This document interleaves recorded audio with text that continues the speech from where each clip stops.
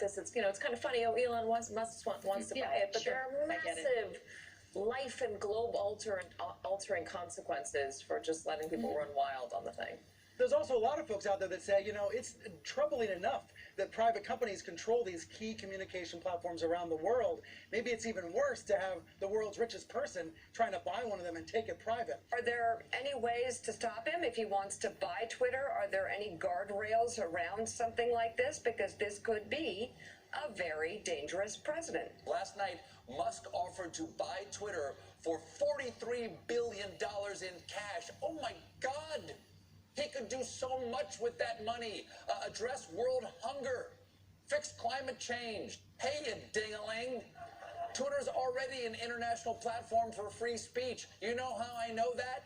Because no one at Twitter can stop me from tweeting, "Suck it, Elon Musk," in every language. They are freaking out. Meanwhile, the turmoil on Twitter is ramping up. The company enacted a so-called poison pill to stop Musk from taking over, but it could hurt the company financially. And get this, employees are complaining that Musk ruined their Calm Focus Week. Kennedy. Oh no, not Calm Focus Week. We better shut some people down. In the words of Washington Post columnist Max Boot, I'm frightened. It's like, you're frightened? This is what scares you? Elon Musk wanting to expand free speech in this country when so much speech is being curtailed, when kids and moms are being bombed to death trying to escape Ukraine, and you're seeing that every day in real time, and this is what frightens you? Your priorities are so incredibly out of line. This could be a great thing. I don't understand. No one has any data or examples to back up why they're freaking out about this. It's just that Twitter won't have all of the mechanisms to shut people down who don't engage in right think. All you have to do is walk around the building and talk to people who have been silenced on Twitter for no good reason. Look at the Babylon Bee. Look at the New York Post. It's really incredible the reach that they have and the damage they can do when people haven't done any harm in the first place, other than share ideas and talk and make jokes. Tires, they're freaking out, and he's a libertarian. What if he was a conservative, a Republican? I think more important than what his political aspirations is for any children out there or young men, women striving for greatness, this is what's nice when you have FU money. You can do things like that. Some rich people get spite stores. You ever heard, where you went to a barbershop and he upset you, so you made a barbershop right next to him because you had that kind of money? Larry David's coffee shop. Musk took it to the next level. He's making Twitter his spite store. So I love it as somebody who likes to see people get their comeuppance. This has nothing to do with free speech. This is, he's going to kick in the door on the fraternity. He's going to allow everyone to be in the fraternity, and they don't like that. And journalists who use Twitter for everything now are going to have to do their work, because there's going to be this is a crazy idea, there's going to be, dare I say it, 2 or 3 sides to an argument. And you won't be able to suppress things like the Hunter Biden situation. You won't be able to cancel somebody who's loud and controversial anymore. And that's just really ruining my day and my first world problems. So, Jessica, do we have this all wrong? Give us the liberal perspective. Why are your folks freaking out? So I have, I guess, the moderate liberal perspective on this. Right. Let's hear it. Want to be peacemaker at the table after the A block for sure.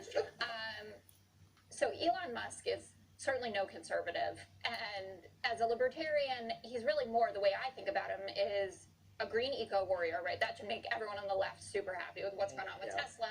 And he also kept the internet alive in Ukraine. So we went from, 3 weeks ago, like, this is the greatest guy in the entire world, to this. Now, that doesn't mean that I don't understand being apprehensive about a billionaire having this much of a controlling stake.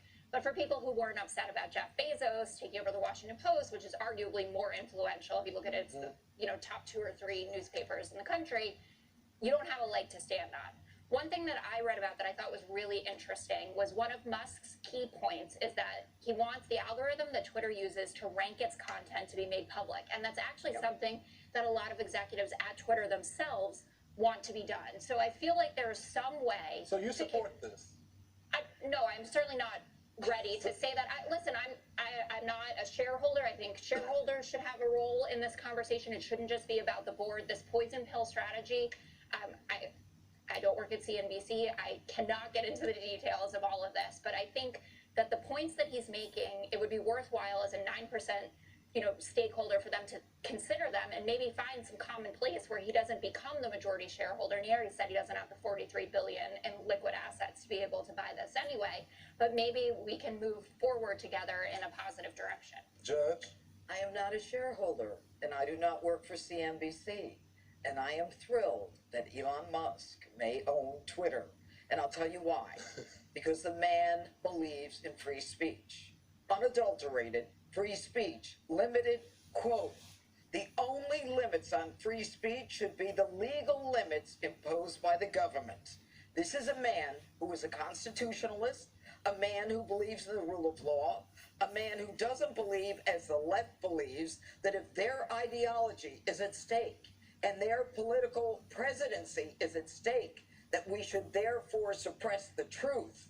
And therefore, we cannot allow anyone to speak when it might impact a presidential election. This is a guy who, the left is right, it will have globe and life-altering consequences. It will have a dangerous precedent in their mind because they don't believe in the free speech that each one of us has been raised to understand. Free speech isn't about the people who are triggered or who need a place to cry. Free speech is the ability to say what you want to other people as long as it is not criminal. Period. I hope he buys it, and I hope he does what we were just talking about, and that is that we should know what algorithms are emphasized and de-emphasized, so there is real truth on Twitter. You're done. I'm cooked.